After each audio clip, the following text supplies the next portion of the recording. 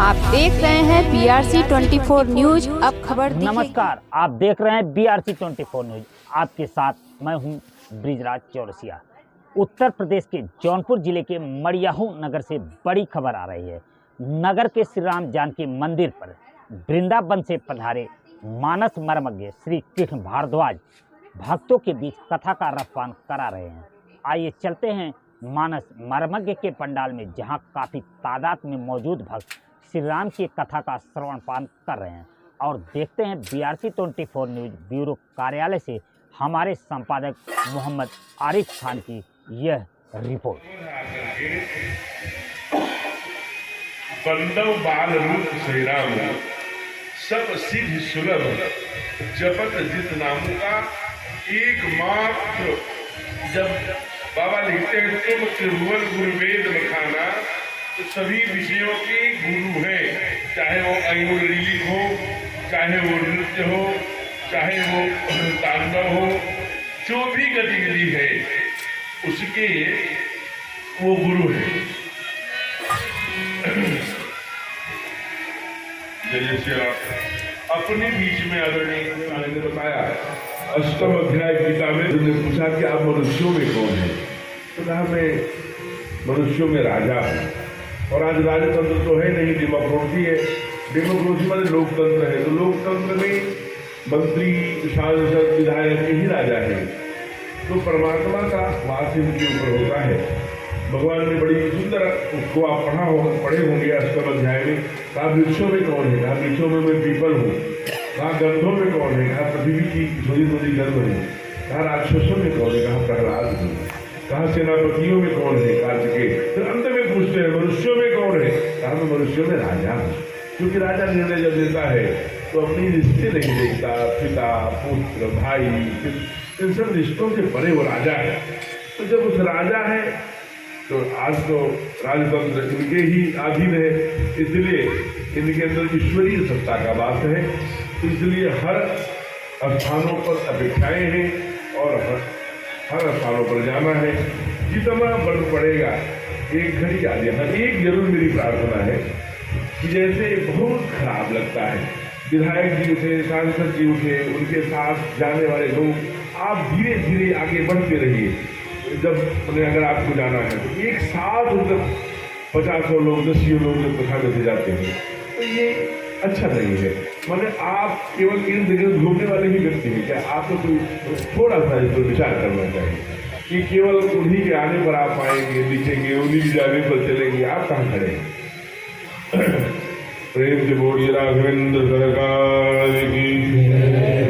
तो राम कहने से तरे जाएगा, राम कहने से तरे जाएगा, पार भव से तरे जाएगा, पार भव से तरे जाएगा।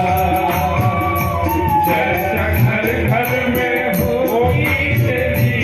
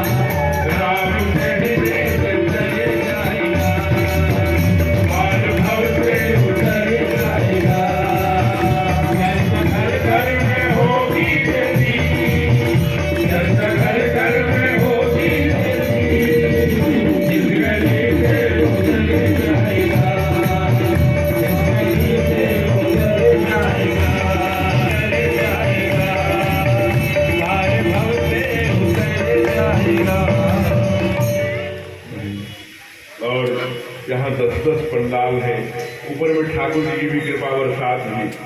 हमने कहा चिंता मत करो, सम्मान, लज्जा, स्वाभिमान, प्रतिष्ठा माताएं बचाएंगी।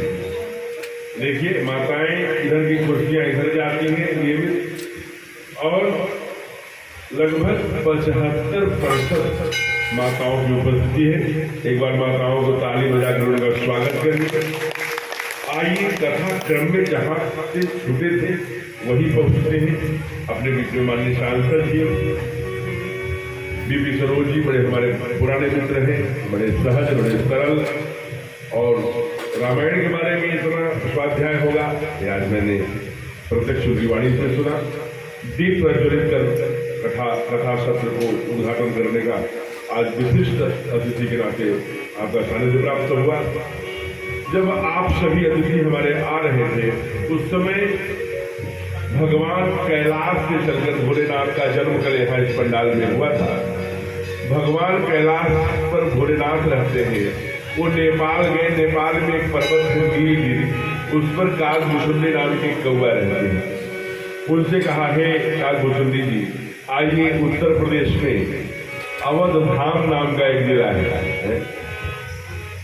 क्या बात, मैं कहा करता हूँ कि जब साधु राजा बनेगा तो कहीं भी न इलाहाबाद रहने देगा न फैजाबाद रहने देगा, इसलिए वो कहीं सकत अवध कर भागू।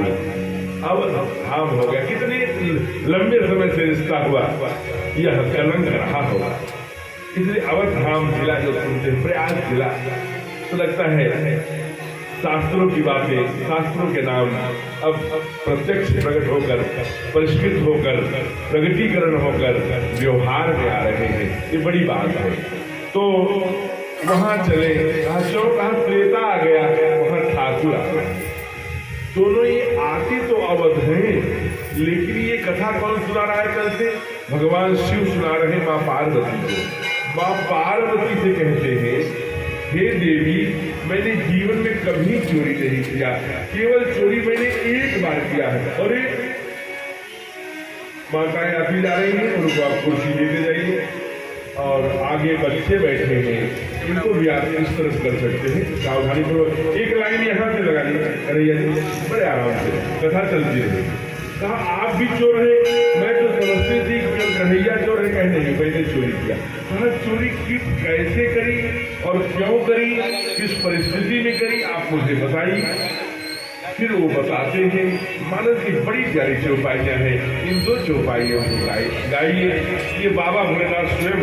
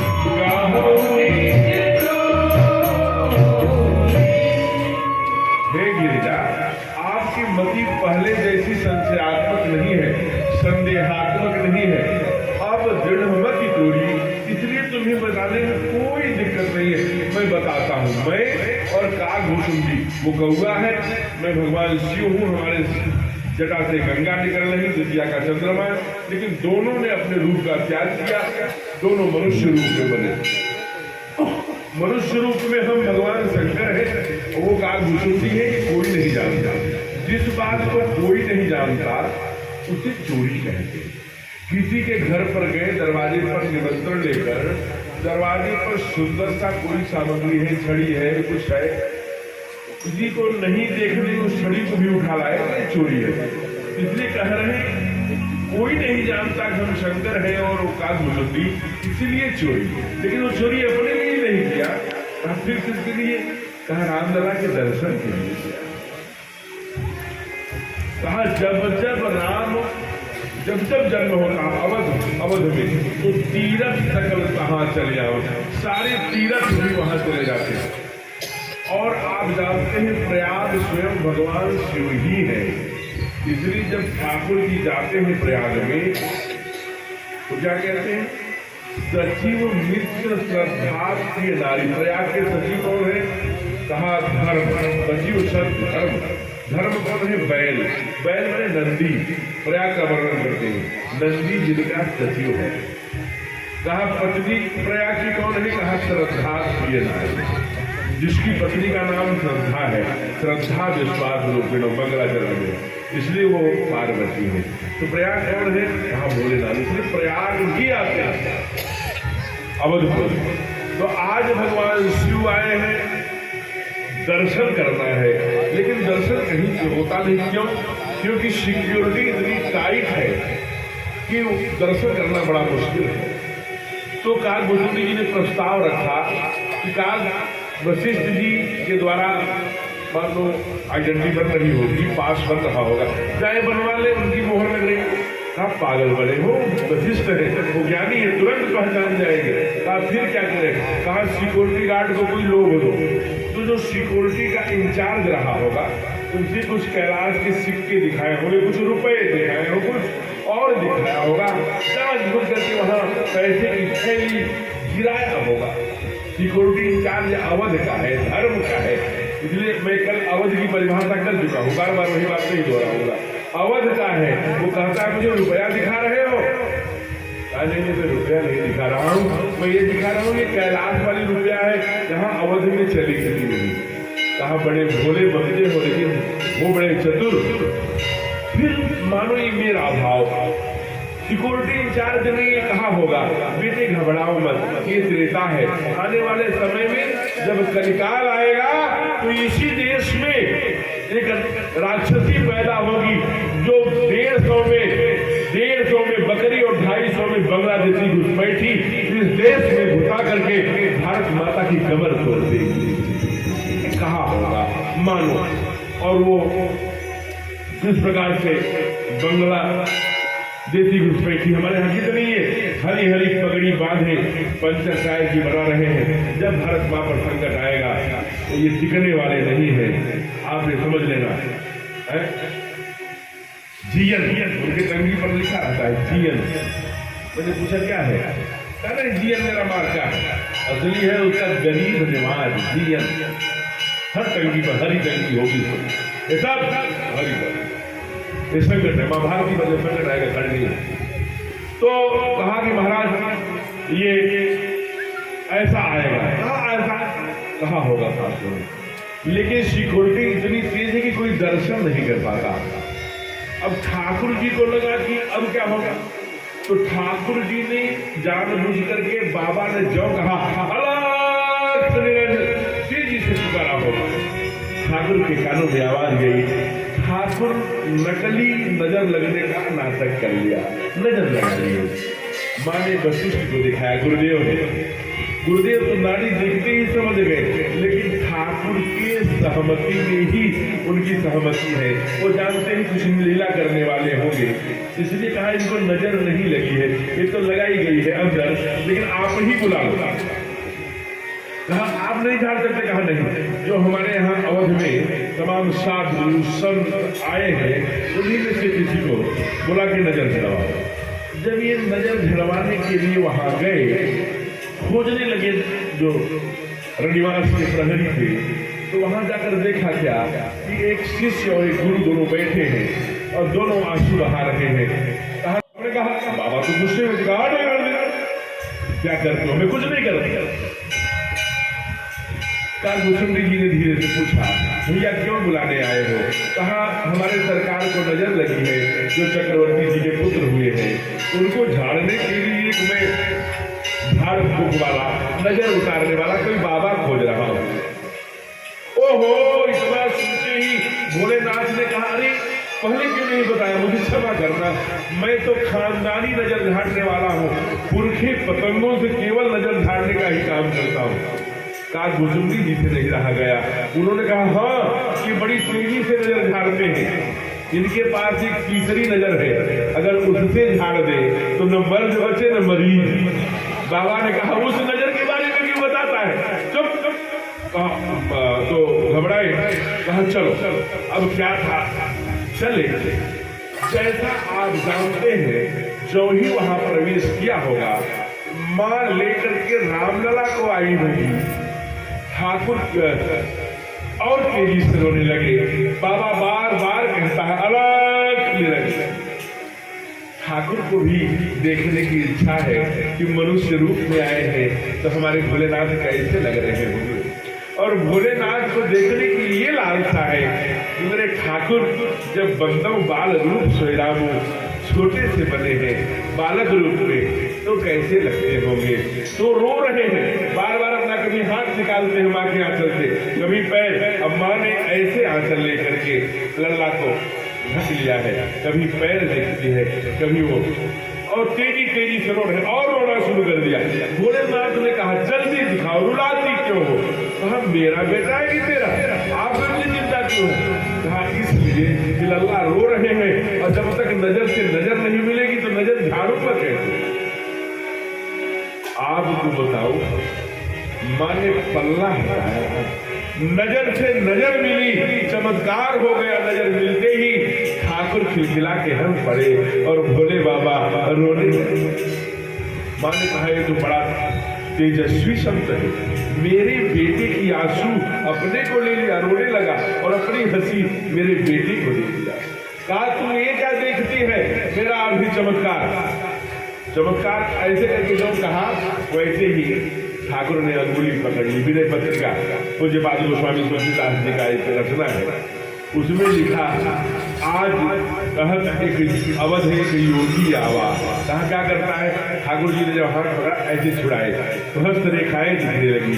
कहा, आज अवध एक योगी आवा।